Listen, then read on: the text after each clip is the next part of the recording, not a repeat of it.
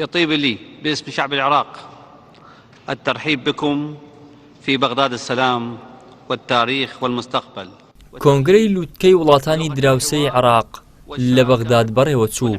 ئامانج لە کۆنگرەکە تاوتوێی دۆخی ئەمنی و سەقامگیری و چەند پرسێکی دیکەی ناوچەکە بوو.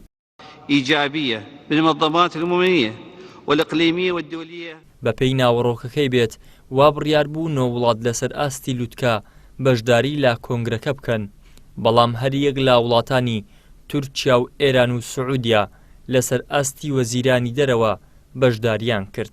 بە بڕوای چاودێرانی سیاسی کورد بێت، ئەم کۆنگرەیە دەرەنجامی کۆمەڵێک کێشەی گەورە کە لە عێراق سەریان هەڵداوە و تاوەکو ئێستا چارەسەر نەکراون هاتۆتە ئاراوە. پێشیان وایە ئەمە تەنها نمایشێکە و هیچی تر.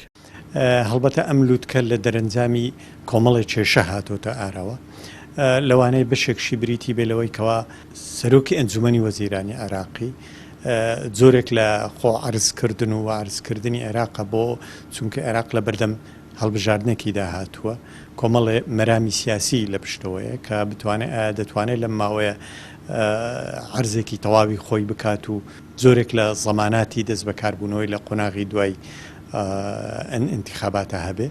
هەڵبەتە چونکە کۆمەڵێ ئەجندایدی هەیە کەوا سەرۆکی ئەنجومەنی وەزیران لە عێراقا بگۆڕدرێت. عێراق تووشی نەقسی سیادە بووە، عێراق تووشی گرفتەکانی گەندەڵی بە شێوەیەکی زۆر قۆڵ بووە. تا ئێستا مەترسیەکانی داعشش لەسەر عێراق هەرماونەوە، عێراق نەیتوانیوە لەسەر پێی خۆی بوەستێ، نەیتوانیوە جێیشێکی تۆکمەی سەر بە ئەنجومەنی وەزیران و پەرلەمانە هەبێ، ینی کۆمەڵێ ئەجندای دیکە تێکەڵی جێشی عێراقی بووە کە ئەمە هەمووی بۆنەتە مەترسی لەسەر عێراقا. عێراق دەیەوێت خۆی لەم ماوەیە بەهۆی ئەم تەمەرەوە بیکە. بەشێکی دیکەش لە چاودێرانی سیاسی پێیان وایە مەرج نییە عێراق لەم قۆناغەدا بتوانێت هەموو ئامانجەکانی خۆی لە کۆنگرەکەدا بەدی بێنێت، ناشتوانێت لەم قۆناغەدا بە شێوەیەکی جددی باز لە گرفتەکانی لەگەڵ وڵاتانی دراوسێدا بکات، بە تایبەت کێشەی ئاو و هەژمونی ئێران بەسەر ناوچەکە و بەزاندنی سنوور لەلایەن تورکیا و ئێرانەوە.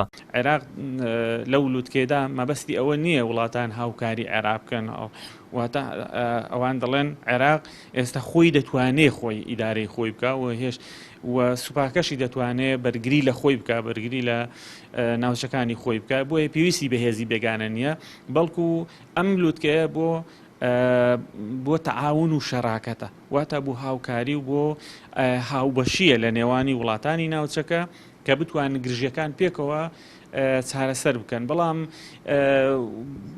جەخت بکەنەوە لەسەر ئەو مەسەلەی کە مەسەلەن تورکیا دەخالەت لە کاروباری ناوخۆی عێراق و هەرێمی کوردستان ئەکا یان ئێران ئەیکا.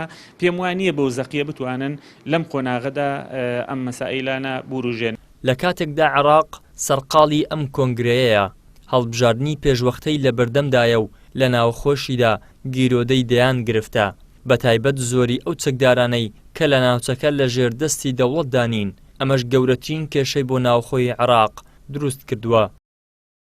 ئیدریس محەممەد، کەناڵی ئاسمانی پەیام، هەولێر.